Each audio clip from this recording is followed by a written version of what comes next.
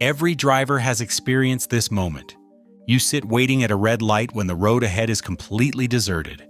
Meanwhile, somewhere else, another driver is calmly driving through a roundabout without stopping. So why do some cities continue to replace traffic lights with giant roundabouts in the middle of the road? Are roundabouts really safer and faster? Or are they just an urban planning trend that people pretend to love? Today, we'll dissect the mathematical and psychological realities behind these two systems to see which is the best way to get you home every day. This is Simple Why.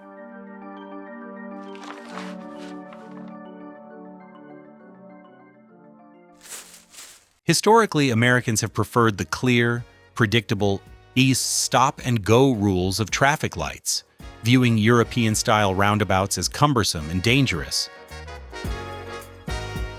However, the city of Carmel in Indiana has challenged this mindset by building over 150 roundabouts, replacing almost all traditional intersections. To see which system wins, imagine a simple experiment. Two roads are identical in both spacing and speed limits, one full of traffic lights, the other full of roundabouts. Traffic lights were once lauded as the ultimate symbol of modern, orderly, urban design. But strangely, as soon as the experiment began, the road with more control suddenly felt far less efficient. Our experiment results are in, and they're truly shocking. The route with the roundabout took only 18 minutes and 55 seconds, while the route with traffic lights took 25 minutes and 20 seconds. That's a massive difference of 34%. Traffic lights actually allow cars to go faster in the middle of the intersection, but they suffer from huge downtime due to waiting periods, left turn arrows, and poorly synchronized signaling systems. This creates cluster traffic, sending vehicles in dense waves and inadvertently causing localized congestion. Conversely, the average speed of the roundabout is higher because vehicles never have to come to a complete stop. For daily commuters, choosing the route with traffic lights means wasting approximately 4 extra hours each month. While traffic lights are significantly delayed during rush hour, roundabouts offer consistent travel times day and night. But saving time is only part of the story, because every time a car stops and then speeds up again, something else is being wasted. Any suburban American driver knows the frustration of wasting a lot of gas without driving very far. The culprit isn't the distance, it's the constant braking and acceleration cycles. Internal combustion engines, especially in large American SUVs and pickup trucks, are extremely inefficient at idling. This severe urban congestion is why modern vehicles are equipped with auto start technology. Statistically, navigating roundabouts improves fuel efficiency by up to 3.2 miles per gallon, approximately 1.36 kilometers per liter, because it eliminates idling and sudden acceleration cycles. The city of Carmel estimates that each roundabout saves approximately 24,000 gallons, over 90,000 liters, of fuel per year. That's equivalent to nearly $100,000 in savings annually per intersection, totaling $15 million citywide each year. A huge amount of fuel is wasted, simply because we're standing still. But if roundabouts are faster, cheaper, and more efficient, why do so many people still hate them? Traffic lights offer a sense of ease because they are orderly and operate based on permission. A green light means safe, allowing drivers to relax, but this inadvertently leads to highway hypnosis and driver complacency. Conversely, roundabouts strip away that artificial power mechanism, requiring drivers to be proactive, constantly attentive, and confident. Many American drivers feel extremely insecure here. They hate having to constantly merge lanes, fear missing the exit, and find multi-lane roundabouts terrifying. Humans naturally prefer predictable systems controlled by an authority. However, an interesting paradox emerges.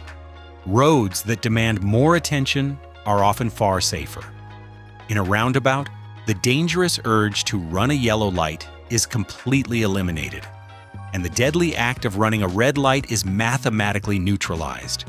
By forcing drivers to think instead of blindly obeying, this design is subtly changing human behavior.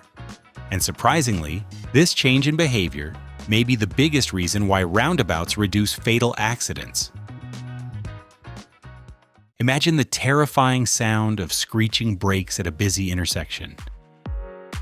Traditional intersections are dangerous because they contain countless points of conflict, forcing vehicles to cut across at very sharp angles. This often leads to catastrophic T-bone collisions. The physics behind these collision angles is extremely harsh. The human body is very weak against lateral impact, and flimsy car doors offer little protection. Roundabouts completely overcome this drawback by replacing the dangerous intersection points with smooth, circular flows. Vehicles merge and exit lanes in the same direction at much lower speeds. Instead of being hit head-on in the side at 50 miles per hour, a mistake in a roundabout usually results in only a minor scrape at low speeds. But this is where the story gets more complicated, because the design that is safest for drivers is not always the safest design for everyone else.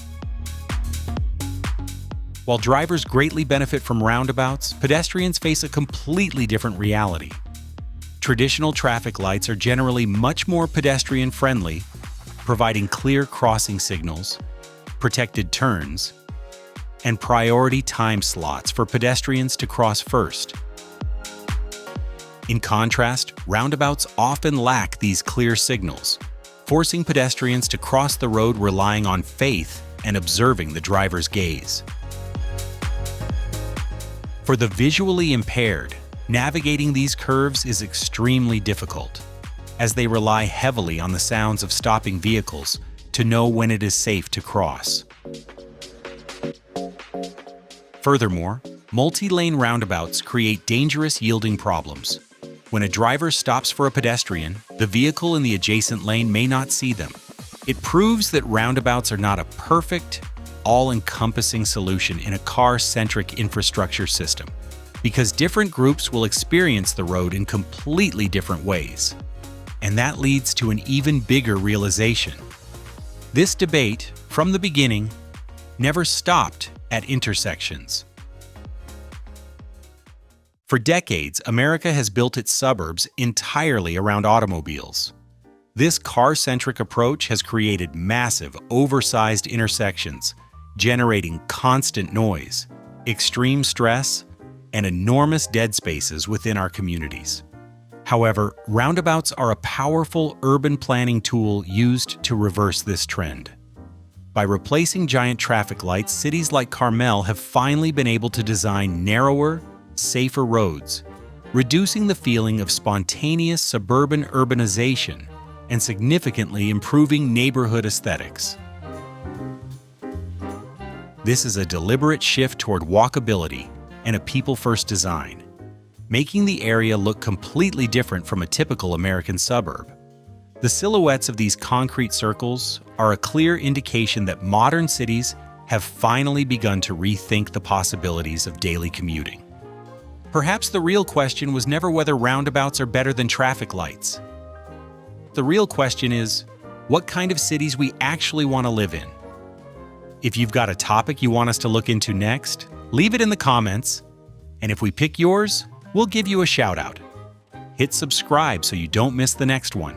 Thanks for watching Simple Why.